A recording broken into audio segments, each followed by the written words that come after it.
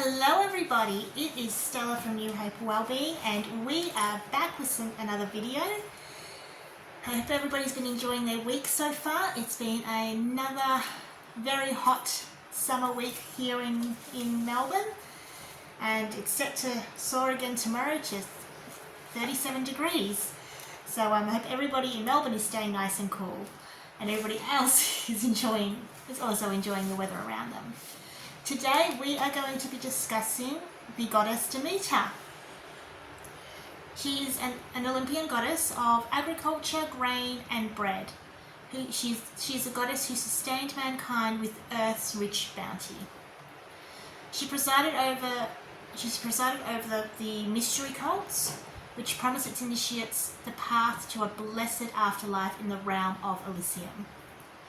Demeter is depicted as a more mature woman, often wearing a crown and bearing sheaths of wheat, or the cornucopia, which is the horn of plenty, and a torch. She's a very important goddess in the Greek pantheon. She embodies the life-giving aspects of nature and overseeing the cycles of life and death and rebirth. Her myths and worship reflect the ancient Greeks' deep connection with the land and their understanding of the delicate balance of the natural world. Her grief over her daughter Persephone, who has to spend 1/3 of the year with her husband Hades in the underworld, is the reason why there is winter. And that whole story of Persephone being kidnapped is literally the story of the seasons and why we have seasons now. And I'm so sorry if you can hear my neighbours' doors slamming shut. They don't know how to do anything quietly, unfortunately. So that whole myth is in relation to the season. So when Persephone goes to the underworld, that is her grief. So that is when we have winter, and when she comes back up, that is when spring happens, and which is joy, which is Demeter's joy, and obviously the summer months as well that follow spring.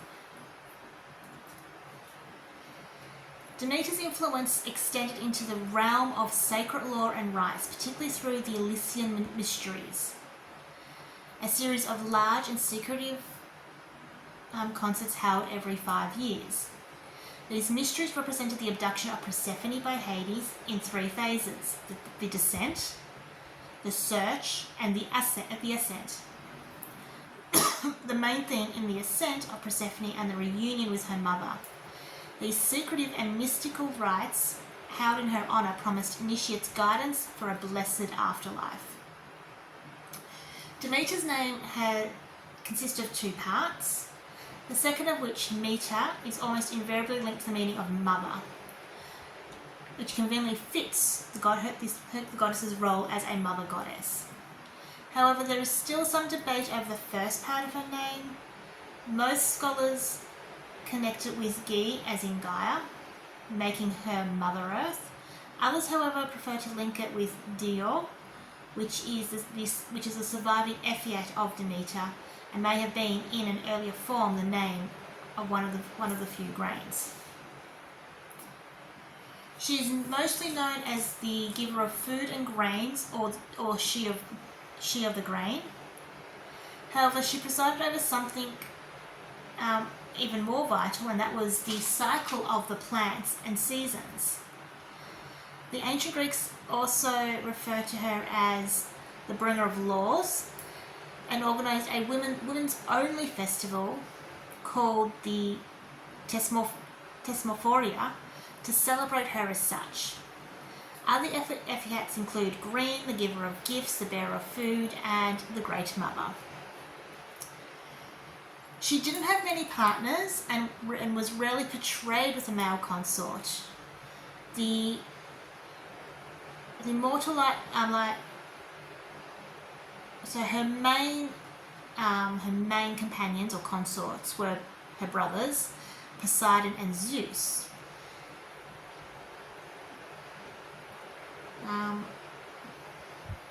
There were others, but they were probably the main 2. Early in her life, Demeter fell in love with a mortal named, here you go, she did fall in love with a mortal named Ision. She seduced him at the marriage of Cadmus and Harmonia, and lay with him in a thrice ploughed field.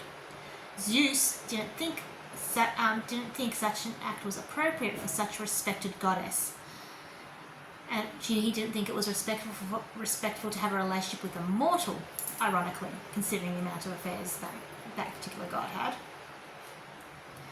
So he struck Iasion with a thunderbolt, but by then Demeter was already pregnant with twins, Plutos and Philomelios. The former is the god of wealth, and the later the patron of ploughing.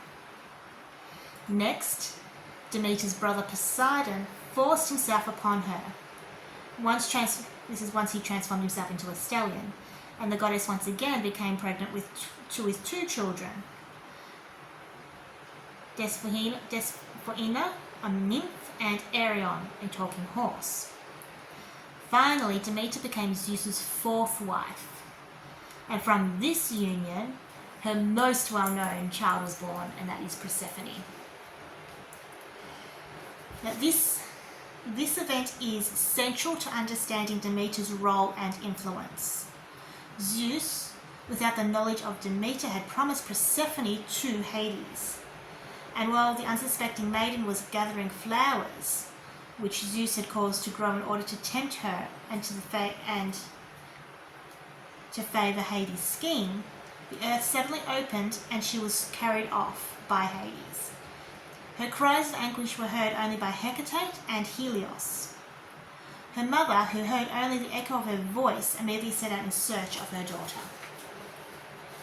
The spot where Persephone was believed to have been carried into the lower world is different in various different traditions. The common story places it in Sicily, in the neighbourhood of Enya on Mount Etna, or between the wells of Siena and Erethusia.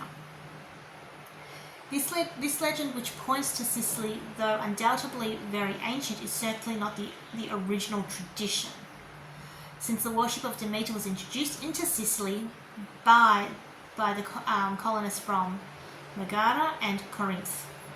Other traditions place the rape of Persephone at Irenaeus on the Cepheus in the neighbourhood of Elias, and I am so sorry if I have pronounced any of that incorrectly.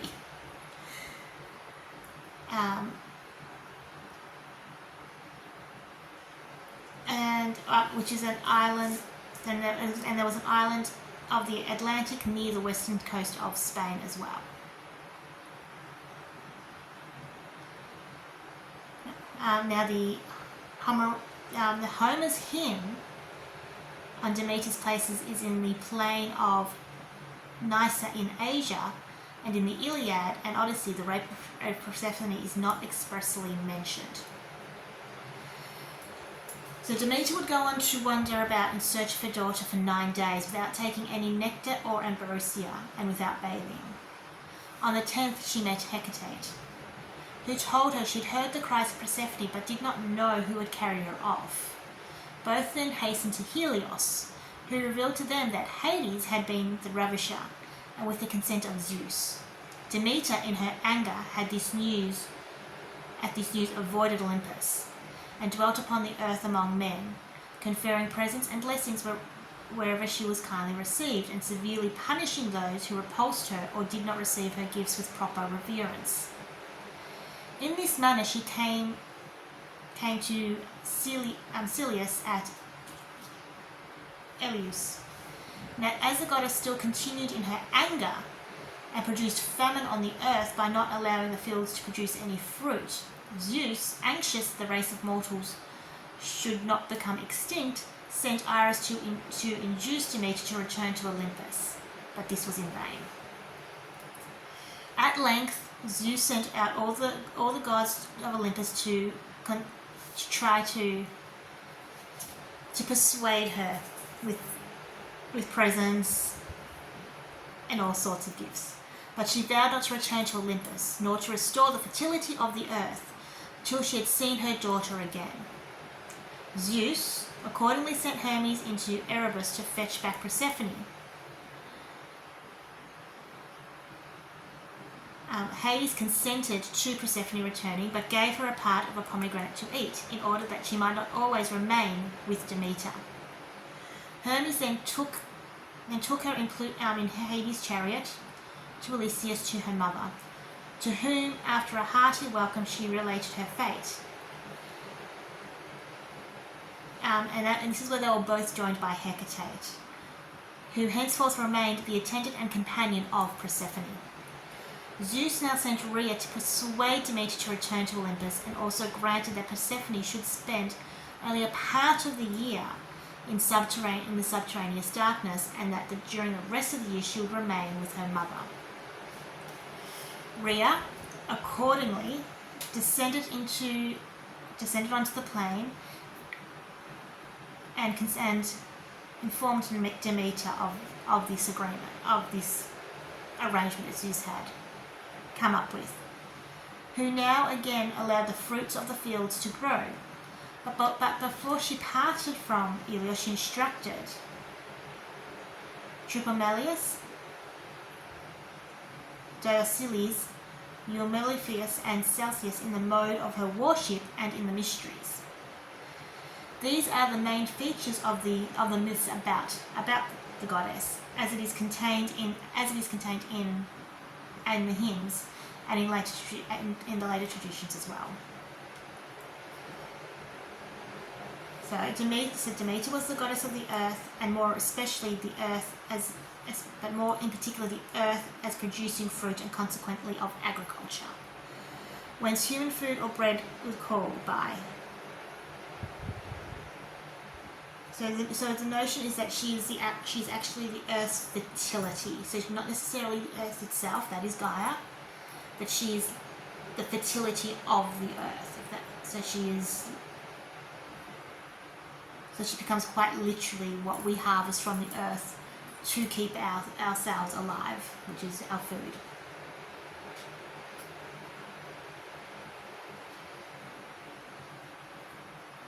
Now, the myths of Demeter and Persephone both embody the idea that the productive powers of the earth or nature rest or are concealed during the winter season. The goddess then rules in the depths of the earth mournfully, but striving upwards to the all-illuminating light. Persephone, who has eaten the pomegranate, is the fractured flower that returns in spring and dwells in the region of light during the portion of the year that nourishes men and animals with her fruits.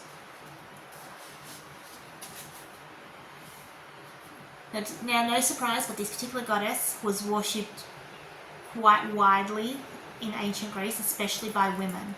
Several cities held agricultural festivals in her honour, and she was also worshipped in the mystery religions. Among the festivals held in her honour, there was one in Athens. There was another that was held in the month of December. Actually, the one in Athens was held in the month of December. There was another one which was in relation, it was called the Festival of the Grain, beginning to sprout, which was held in early spring in honour of Demeter, the goddess of growing vegetation. This festival is to be distinguished from the later as by the sacrifice of a ram to the same goddess on the 6th of the month.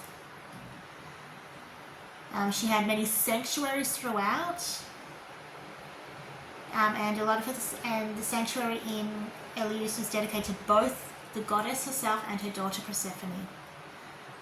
And this was the location of the Elysian mysteries.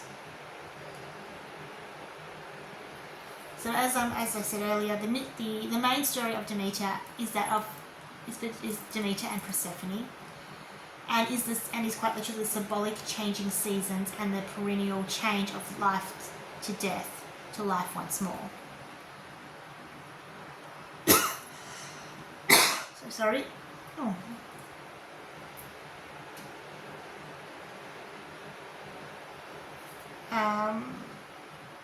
Now, the most important sanctuary to Demeter, which is the Eleusis one, has a connection with her that dates back to the Mycenaean civilization of the 15th century BCE.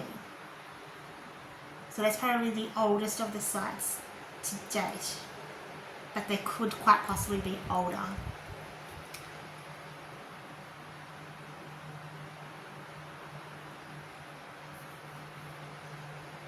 Now the rites were practiced all the way through until literally the beginning of the Visigoths in 300, around I think it was 395 CE. And unfortunately for us today, because all the initiates were bound by a sacred oath not to reveal details of these mysteries, they have to this day remained just that, a mystery. We do know that from the 6th century BCE, these ceremonies were held twice a year. The first step in the initiation process was known as the Lesser Mysteries and held every spring. The more important Great Mysteries were held in the autumn over 9 days, but only Greeks could be initiated. We also have some detail of the outdoor activities. There was a procession led by the priestess of Demeter along the sacred way from the there was a ritual of communal cleansing and as well as purification ceremonies carried out in the sea.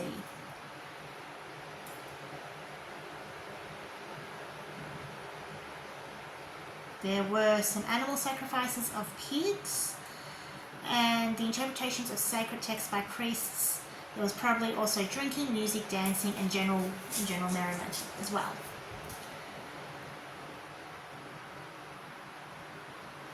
So, as I said, so she had sanctuaries in pretty much across the Greek world and in pretty much all the city-states. So, and besides the mystery cults, there was also the important biannual games where the prize was sacred grain. So this is also dedicated to Demeter as well.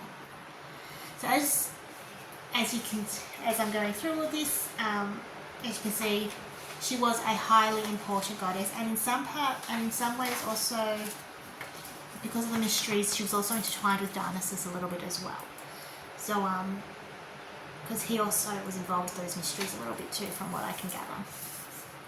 So that is a little bit about the mother goddess Demeter. We will be back next week with some more videos. Until then, I hope everybody enjoys the rest of their week and their weekend, and we'll chat soon. Bye!